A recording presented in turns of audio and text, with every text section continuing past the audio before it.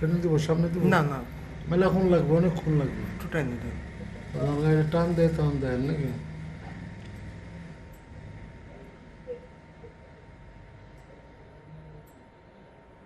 আচ্ছা।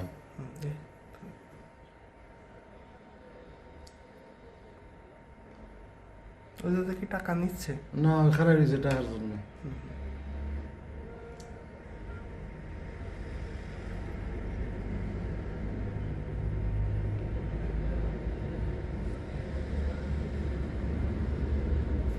লম্বা গাড়ি লম্বা ওই যে তুলতে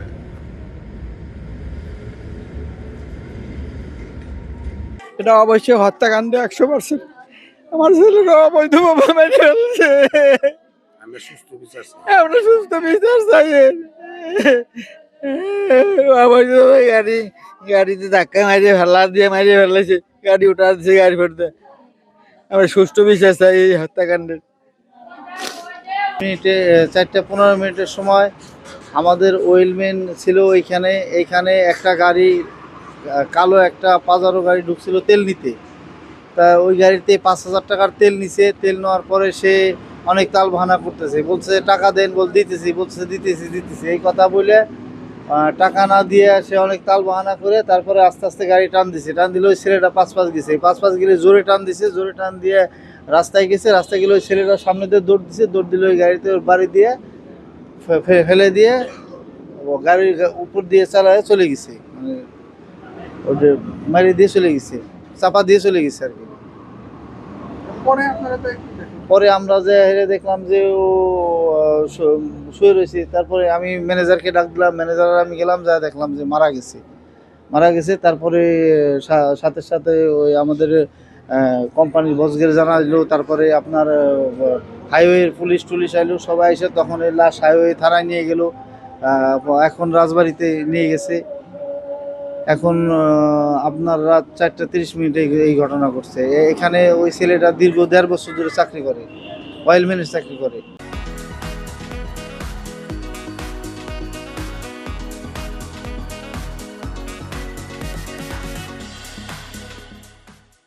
এই আসামিরা তাদের গাড়ি নিয়েছে, তেল নিয়েছে। তেল নেওয়ার পরে তেলের টাকা দেয় না। টাকা না দিয়ে মানে টাকা দেওয়ার একটা ভান করছে। আবার ওই ফিলিং স্টেশনের কর্মচারী যে সে ওই ওদের কাছে টাকা দেবে আশায় আছে। পরবর্তী এক পর্যায়ে কি করছে, তারা গাড়ির দরজা লাগায় টান দিয়েছে। ফিলিং স্টেশন, সে গরিব মানুষ, সে যদি টাকা না নিয়ে আদায় করে দেয় তাহলে তার মালিকের কাছে সে ধরা।